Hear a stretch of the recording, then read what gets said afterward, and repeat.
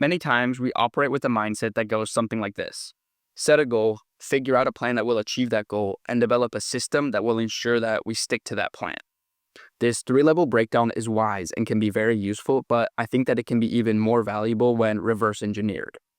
This is especially true as we kind of mature and realize that true value comes from the walk and not the destination itself. Setting a tangible and simple goal with this intention is an underrated way to stay consistent and create sustainable habits.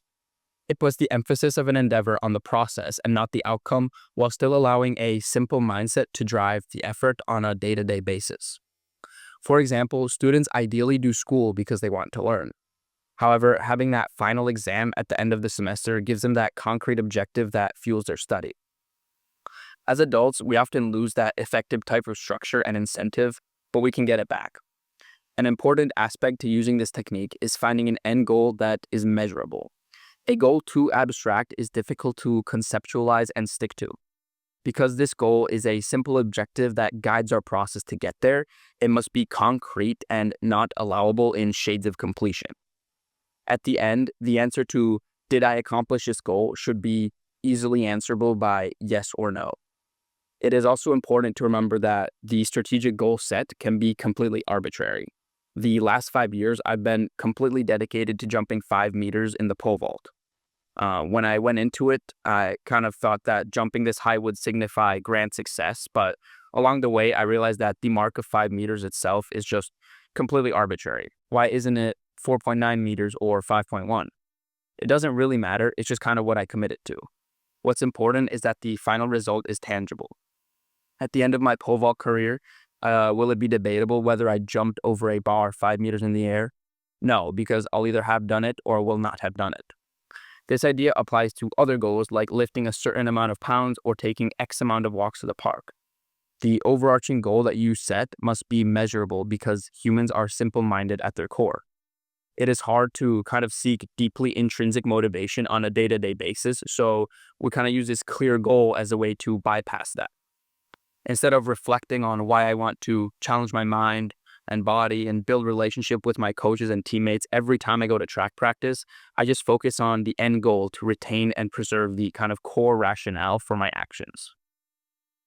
It sounds like it lacks thoughtfulness and reflection when phrased in that way, but I think it's an incredibly pragmatic approach to incorporating habit and long-term goals in lifestyle in kind of a sustainable way. So that's the first part. The second part is deciding how to select an appropriate goal that will ensure that the process you desire occurs.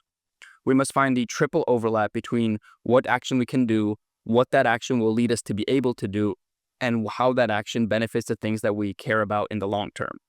Contrary to traditional goal-setting methodology, I recommend starting with how that action benefits the thing that we care about in the long term portion. This really keeps the intentionality on the process, which, again, is ultimately what bears all of the fruit in the end.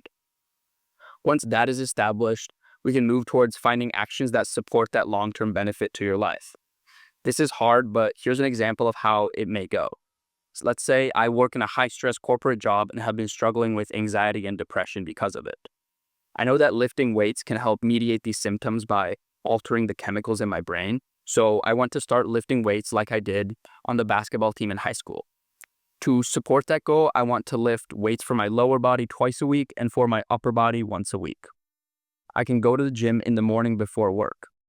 This person is in a really good place with the kind of reverse goal setting process, but it's kind of missing the cherry on top that ties it all together. The final step is finding a measurable standard to strive for so the drive can be focused externally and not internally. In this case, it may look like writing down, I want my squat and bench press maximum lifts to be added up to 200 pounds. This ties the plan together and supplies a tangible outcome that is measurable, not abstract, and most importantly, is a result of putting in the work also necessary for the ulterior motive of reducing workplace-caused stress and anxiety. This shift in intentionality and backwards goal-setting technique can help us be consistent with our efforts towards long-term but complex goals by kind of shorting the circuit without any physiological cons. It can facilitate new habits without frequent overanalysis that can become overwhelming and stop real progress in its tracks.